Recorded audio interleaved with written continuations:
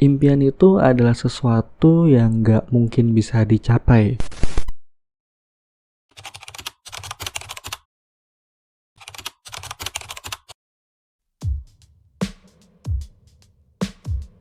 Berapa banyak orang yang pengen kaya, pengen sukses, tapi nggak tahu harus bisnis atau usaha apa? Berapa banyak orang yang pengen kurus, pengen punya body goals, tapi makan sehari-hari masih nggak bisa diatur? Pengen masuk PTN, perguruan tinggi negeri, kampus favorit, tapi sistem belajarnya sehari-hari masih sistem kebut semalam. Ada juga yang pengen beli rumah, beli mobil, tapi buat makan sehari-hari aja masih pas-pasan. Jadi itu sebabnya gue bilang bahwa impian adalah sesuatu yang gak mungkin untuk bisa dicapai. Karena impian itu lebih cenderung kepada angan-angan, harapan, dan ekspektasi semata tanpa memperhitungkan segi logika dan realitas. Terus gimana dong caranya untuk mengubah impian atau tujuan kita yang tadinya sangat-sangat mustahil atau sangat-sangat tidak mungkin menjadi sesuatu yang memungkinkan? Jawaban dari pertanyaan tersebut adalah dengan membuat goal setting. Apa sih bedanya impian dengan goals? Apa bedanya tujuan dengan goals? Kalau kita perhatikan secara seksama, yang tadi gue bilang bahwa impian adalah sesuatu yang tidak mungkin untuk dicapai, maka goals adalah kebalikannya. Goals adalah sesuatu yang bisa atau memungkinkan untuk dicapai. Tujuan atau impian adalah sebuah hasil akhir, sedangkan goals adalah step by step, tahapan demi tahapan untuk mencapai tujuan tersebut. Maka bagaimana caranya membuat impian yang tadinya sangat tidak mungkin untuk dicapai menjadi sangat memungkinkan? Adalah membuat goals atau tahapan demi tahapan, step by step untuk menuju kepada tujuan atau impian kita tadi.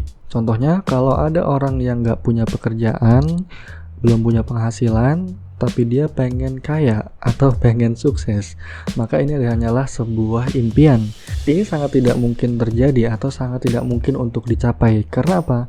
Posisi dia saat ini belum punya penghasilan, menuju menjadi orang kaya atau menjadi orang sukses ini masih sangat jauh. Maka ini disebut impian. Tapi ketika orang tadi sudah cari pekerjaan, sudah dapat kerja misalkan, terus kemudian tiap tahun income-nya naik, tiap tahun posisi atau jabatannya naik, maka impian yang tadi ingin sukses atau ingin jadi orang kaya itu akan semakin terasa memungkinkan. Dari yang tadinya tidak mungkin atau mustahil untuk dicapai, sekarang menjadi sangat-sangat memungkinkan. Itulah yang dimaksud dengan goals. Gue akan jelasin dulu terkait karakteristik atau ciri-ciri sebuah goals. Karakteristik yang pertama, goals haruslah spesifik. Kalau orang bilang saya pengen sukses, saya pengen kaya, itu nggak spesifik. Jadi itu bisa disebut impian tentunya. Tapi kalau goals itu harus spesifik. Saya pengen punya penghasilan tetap sebulan 20 juta misalkan. Itu adalah goals. Karena spesifik. Kaya atau sukses itu tidak ada benchmark atau tolak ukurnya, karena sukses bagi orang tertentu beda dengan orang lainnya. Saya pengen kurus, itu sebuah impian. Nah, goalsnya saya pengen turunin berat badan 20 kilo misalkan. Itu adalah sebuah goals karena spesifik, detail, dan terukur gitu. Ciri-ciri goals yang kedua adalah measurable atau bisa diukur atau terukur. Contohnya goals yang terukur adalah saya saat ini punya income 5 juta atau UMR misalkan. Tahun depan saya mau punya income 10 juta dan itu terukur. Apa maksudnya terukur? Ada nilai yang jelas di situ. Jadi kita punya patokan nih antara goals itu tercapai atau tidak tercapai.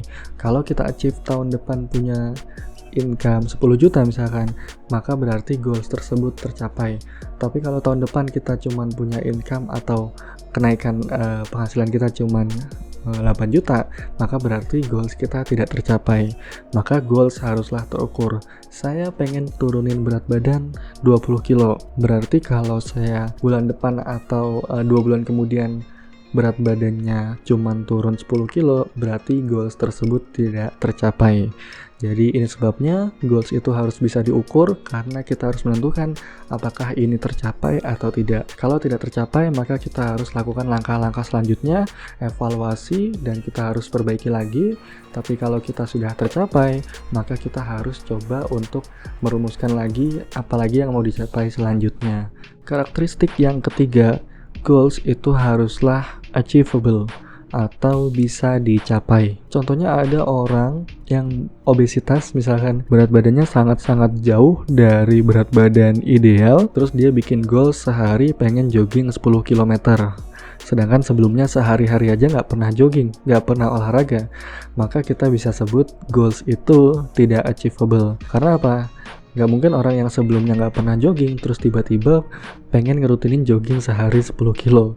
Itu sangat-sangat nggak mungkin atau sangat-sangat tidak achievable.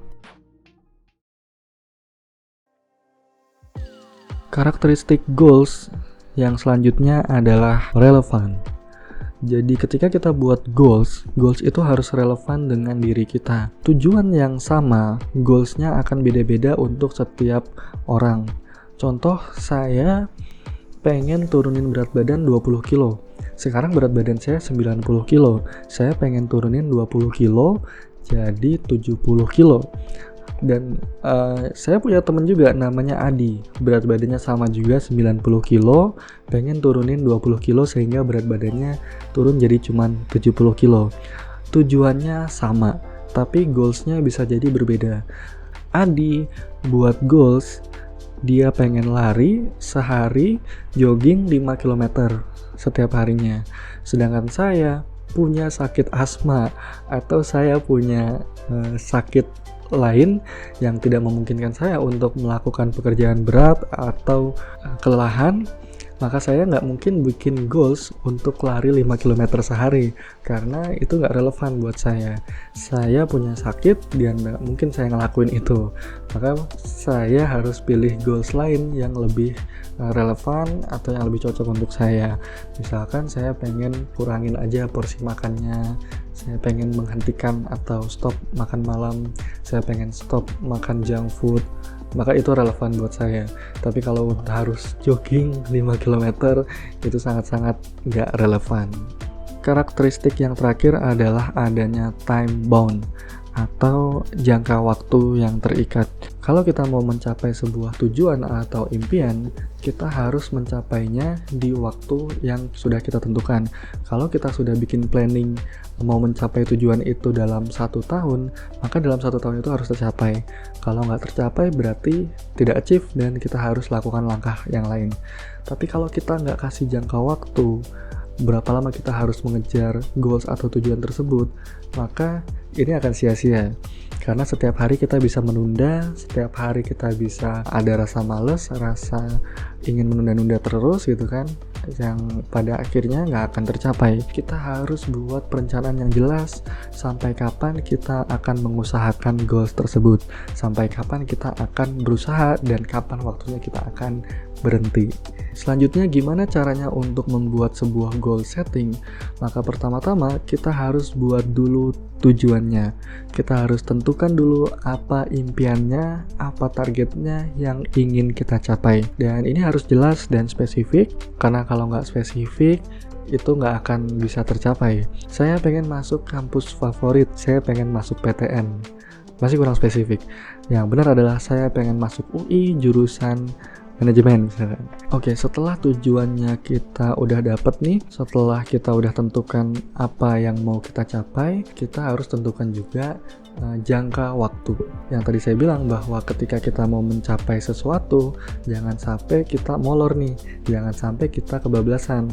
Kita harus tentukan sampai kapan kita akan berusaha, sampai kapan kita akan mengejar goals tersebut. Misalkan saya pengen kurus, saya pengen turunin 20 kilo dalam jangka waktu 4 bulan. Maka harus kita deal dengan diri kita sendiri bahwa dalam 4 bulan ke depan kita akan berusaha, kita akan olahraga, kita akan menjaga pola makan.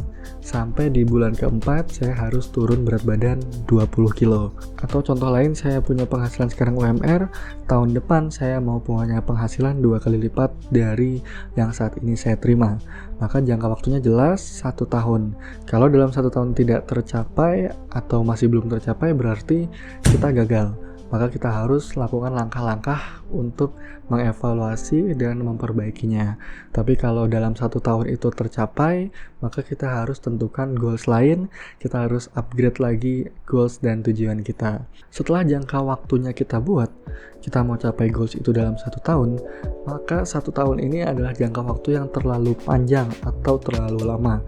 Kita harus ngebagi lagi jangka waktu tersebut dibagi menjadi per bulan dan per minggu dan juga per hari. Dalam 4 bulan saya mau turun 20 kilo.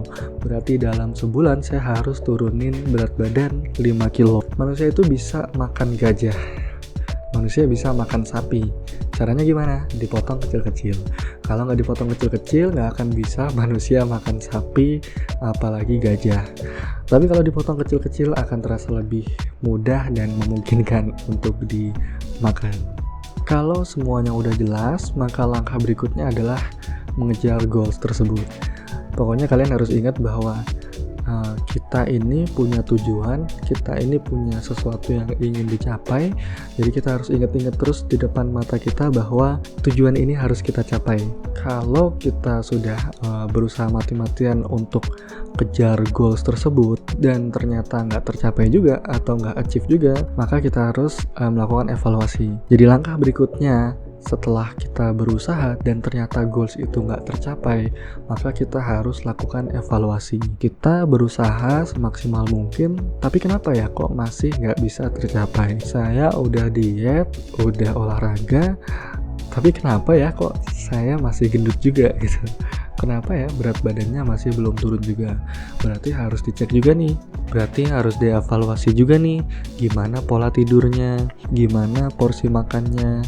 Jadi kita harus evaluasi juga kenapa setelah kita berusaha kita masih belum mencapai goals tersebut. Jadi evaluasi itu penting, gagal juga penting ya. Karena kalau sekali kita gagal kita bisa evaluasi. Tinggal kita rumuskan gimana caranya untuk mengatur step atau perencanaan berikutnya agar kita nggak gagal lagi. Langkah yang terakhir adalah ketika kita sudah mencapai tujuan tersebut, maka jangan berhenti di situ.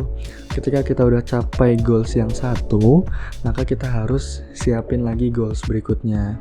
Jadi hidup kita jangan stuck di situ aja. Kalau kita lihat ke atas, selalu ada orang yang lebih hebat dari kita, selalu ada orang yang lebih tinggi dari kita. Masa kita mau stuck di situ aja gitu kan? Kalau kalian nonton video saya sebelumnya, saya bilang bahwa di atas langit selalu ada langit, di atas kita selalu ada orang yang lebih hebat dari kita. Kalau kita udah mencapai suatu tujuan, suatu goals tersebut, kalau kita coba tengok ke atas, masih banyak orang yang lebih hebat atau lebih baik dari kita. Maka masa sih kita mau stop di situ aja gitu? Masa sih kita mau stuck di situ aja? Pastinya kita harus coba berusaha semaksimal mungkin untuk bisa lebih baik lagi dan lebih baik lagi.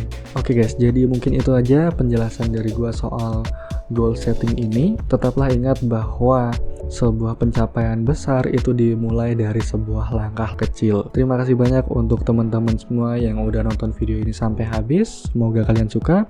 Kalau kalian suka, tolong like video ini dan subscribe channel gua untuk bisa tahu update-update video selanjutnya dari gua.